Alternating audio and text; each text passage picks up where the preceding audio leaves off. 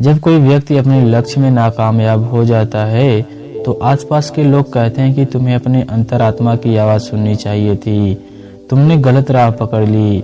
अगर तुम अपनी अंतरात्मा की आवाज़ सुनते तो तुम अपने रास्ते से कभी भी नहीं भटकते। और यह बात हम में से हर इंसान ने कभी न कभी जरूर सुनी होगी और सुनने के बाद यह सोचा होगा कि हमने तो अपने अंतर्मन की आवाज़ को ही सुनकर इस काम को किया था, फिर मैं कैसे नाकामयाब हो गया। आज के इस कहानी के माध्यम से आप लोगों को अंतरात्मा की आवाज़ क्या होती है, अंदर की आवाज़ कैसे सुने, यह कैसे पता करें कि जो आवाज़ हमारे अंदर से उठ रही है वह हमारे अंतरात्मा की है या कि मन की है। इस कहानी में आपको एक ऐसी विधि का पता चलेगा जिसके द्वारा आप लोग अपने अंतर्मन की आवाज को सुनकर अपने हर काम को सही रास्ते पर ला सकते हो। आप लोग हमारी इस कहानी में खो जाएं उससे पहले आप लोगों से एक ही रिक्वेस्ट करेंगे, अगर आप हमारे चैनल पर पहली बार विजिट किए चैनल को सब्सक्राइब करके बेल आइकन को प्रेस कीजिए और अगर हमारी इस वीडियो को फेसबुक पेज पर देख रहे हैं पेज को प्लीज फॉलो कीजिए। एक बार की बात है, महात्मा बुद्ध अपने कुछ शिष्यों के साथ किसी गाँव से भिक्षा लेकर लौट रहे थे। शाम का वक्त हो चुका था, पक्षी अपने घोंसलों की तरफ उड़ान भर रहे थे। बुद्ध और उनके शिष्य चलित ध्यान करते हुए चले जा रहे थे, लेकिन तभी बुद्ध को किसी के रोने की आवाज सुनाई दी। वह आवाज झाड़ियों के सन्नाटे को चीरती हुई आ रही थी। बुद्ध ने तुरंत अपने शिष्यों को रुकने के लिए कहा और इशारा किया और खुद उस झाड़ी की तरफ बढ़ना शुरू कर दिया। उनके शिष्य उन्हें देखकर चिंतित हो रहे थे, लेकिन बुद्ध ने उस झाड़ी की तरफ बढ़ना जारी रखा। तभी झाड़ियों के पीछे बुद्ध ने एक आदमी को खड़े हुए देखा और उसके सामने एक बहुत ही गहरी खाई थी और वह आदमी बुरी तरह से रो रहा था। वह अपना कदम उस खाई की तरफ आगे बढ़ाने ही वाला था, तभी बुद्ध ने उन्हें पीछे से पुकारा। बुद्ध ने कहा, हे नौजवान, लगता है तुम यहाँ पर आत्महत्या करने के इरादे से आए हो, लेकिन तुम आत्महत्या करने से पहले मेरे इन शिष्यों पर एक उपकार कर सकते हो। मरते मरते एक अच्छा काम तो कर ही जाओ। वह आदमी बुद्ध के शांत चेहरे को देखकर पूछता है कि मैं भला उनका क्या उपकार कर सकता हूँ। यह सुनकर बुद्ध ने कहा कि तुम अपने आत्महत्या करने के पीछे का जो कारण है इन्हें बता दो, ताकि भविष्य में यह लोग वो गलती ना करे जो कि तुम करने जा रहे हो। यह बात चोट करने वाली थी। कुछ देर के लिए वहाँ पर सन्नाटा छाया रहा और उसके बाद उस आदमी ने अपना कदम पीछे हटा लिया और उसने कहना शुरू किया। उसने कहा कि आज से लगभग 10 साल पहले मैं किसान हुआ करता था, खेती बाड़ी करता था और अपना घर भी चलाता था।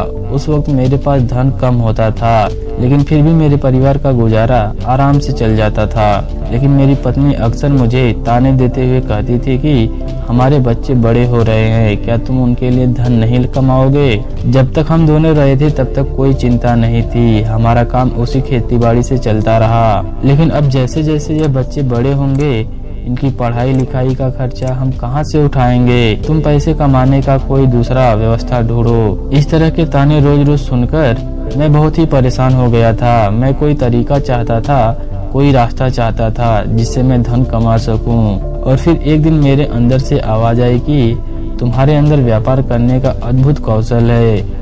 और यह ख्याल जब मेरे दिमाग में आया तो मैंने अपनी सारी जमीन बेचकर व्यापार शुरू करने का इरादा बनाया। मुझे पक्का यकीन था कि मैं व्यापार में जरूर कामयाब हो जाऊंगा, क्योंकि वह आवाज मेरे अंतर्मन से उठी थी, मेरी अंतरात्मा से निकली थी। इसलिए जब मैंने सारी जमीन बेचकर व्यापार करने के लिए ज्यादा धन नहीं इकट्ठा कर पाया तो मैंने अपने रिश्तेदारों से, अपने मित्रों से कर्जा लेना शुरू कर दिया और इस तरह मैंने अपने व्यापार को ही शुरुआत की। लेकिन पता नहीं मेरे व्यापार को किसकी नजर लग गई। शुरुआत में अपने व्यापार को जमाने के लिए मैंने लोगों को उधार देना शुरू कर दिया, लेकिन जितना ही उधार मैं देता रहा उतना ही मेरा धन फंसता रहा और आखिर में उधार इतना ज्यादा हो गया कि मेरे पास उधार देने की क्षमता ही नहीं बची। और जब मैंने उन लोगों से अपना उधार वापस मांगे तो उन्होंने देने से मना कर दिया और मैंने जितना भी पैसा अपने रिश्तेदारों और मित्रों से लिया था उन लोगों ने भी मुझ पर दबाव बनाना शुरू कर दिया। मेरे पास किसी को देने के लिए कोई पैसा नहीं था। जो जमीन थी वह पहले ही बिक चुकी थी। अब मैं करता तो क्या करता।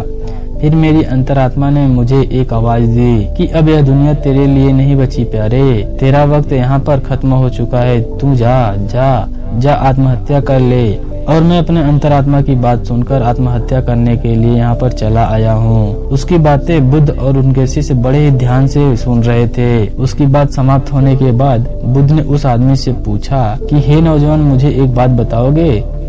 जो आवाज तुमने व्यापार शुरू करने से पहले सुनी थी और जो आत्महत्या करने से पहले सुनी थी, वह क्या तुम्हारे अंतरात्मा की आवाज थी? यह बात तुम यकीन से कह सकते हो?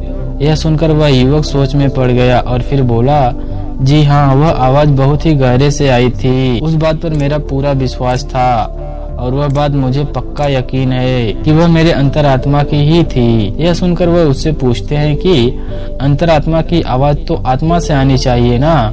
क्या तुम्हें अपनी आत्मा का कोई पता ठिकाना मालूम है? तुम्हें पता है कि तुम्हारी आत्मा तुम्हारे शरीर के कौन से हिस्से में रहती है? यह सवाल सुनकर वह आदमी सकपका गया।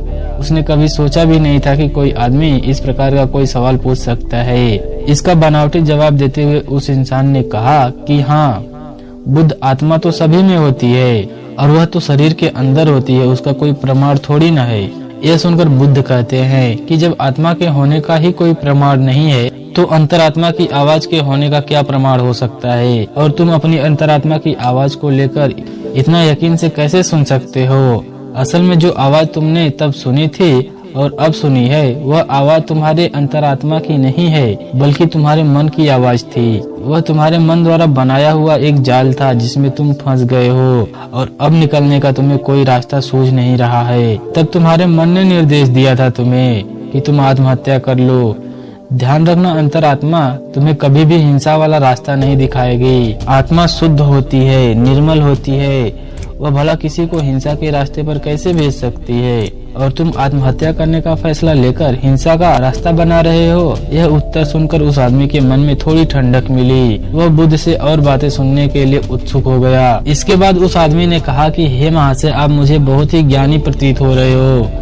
क्या आप मुझे अपनी अंतरात्मा की आवाज सुनने का कोई मार्ग दिखा सकते हो जिससे मैं अपने जीवन के अंधकार से बाहर आ सकूं? इसका जवाब देते हुए बुद्ध जी कहते हैं कि कोई दूसरा आदमी तुम्हें तुम्हारी अंतरात्मा की आवाज कैसे सुनवा सकता है? जब आत्मा तुम्हारी है तो तुम्हें अपने अंतरात्मा की आवाज सुननी पड़ेगी ना। कोई दूसरा आदमी तुम्हें वह आवाज नहीं सुनवा सकता। अगर वह सुनवाएगा तो वह झूठ होगा, वह भ्रम होगा। अगर तुम सचमुच अपनी अंतरात्मा की आवाज सुनना चाहते हो तो तुम्हें सचेत होना पड़ेगा, तुम्हें जागना पड़ेगा, तुम्हें होश से भरना पड़ेगा। अभी तक तुमने अपना जीवन सोए सोए ही बिताया है, लेकिन अपनी अंतरात्मा की आवाज सुनने के लिए तुम्हें जागना होगा। अभी तो तुम्हें इन पक्षियों की चहचहाहट भी नहीं सुनाई देती होगी, किसी के हाथ का स्पर्श भी तुम्हें महसूस नहीं होता होगा। अभी तुम संवेदना के स्तर पर भी बहुत नीचे हो। सबसे पहले तुम्हें अपनी संवेदनशीलता को बढ़ानी होगी, तुम्हें उसको भरना होगा और इसके लिए तुम्हें वर्तमान में जीना होगा।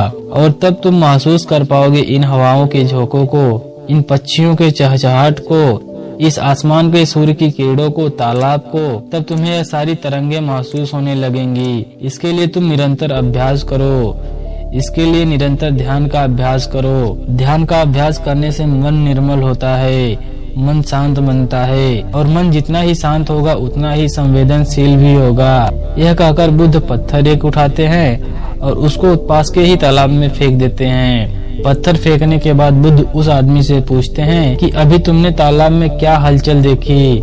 यह सुनकर वह व्यक्ति कहता है कि मैंने देखा कि एक पत्थर तालाब में जाकर गिरा और उसमें डूब गया। यह सुनकर बुद्ध जी कहते हैं कि यह सारी चीजें तुमने ऊपर ऊपर से देखी, पानी के नीचे क्या हो रहा है यह तुम्हें अभी नहीं मालूम। और जब तक इस पानी के ऊपर की काई नहीं हटेगी तब तक तुम्हें मालूम भी नहीं होगा कि पानी के नीचे क्या चल रहा है। उसी प्रकार हमारे मन पर जो विचारों का जाल होता है, हमारे मस्तिष्क को जिन विचारों ने ढक रखा है, वह विचार हमें गहरे में भी कभी नहीं उतरने देते। और जब इन विचारों की काई हमारे दिमाग से हटेगी तो नीचे पानी आएगा, तब हमारा मन भी निर्मल हो जाएगा और हम बहुत ही करुणा से भर जाएंगे और बहुत ही संवेदना से भर जाएंगे। फिर हमें यह हवा के झोंके ही आनंद प्रदान करेंगे। तुम यह ध्यान रखना, मन के विचार ध्यान से ही शांत हो जाएंगे। मन को साफ करने के लिए तुम दिव्य प्रेम को जानने की कोशिश करो। जब दिव्य प्रेम तुम्हारे अंदर पनपने लगता है तो तुम्हारा जीवन ही अपने आप में ध्यान बन जाएगा। यह प्रवचन सुनने के बाद वह आदमी बुद्ध के पैरों में गिर जाता है और अपनी आत्महत्या करने के विचार के बारे में बुद्ध से माफी मांगता है। आप लोगों को हमारे द्वारा यह सुनाई गई कहानी कैसी लगी कमेंट सेक्शन में जरूर बताइए। ऐसे ही और वीडियो देखने के लिए हमारे चैनल को सब्सक्राइब कर लीजिए और बगल में जो बेल आइकन का बटन आ रहा है उसको भी प्रेस कर दीजिए। अगर आप हमारी इस वीडियो को फेसबुक पेज पर देख रहे हैं, पेज को प्लीज फॉलो कीजिए।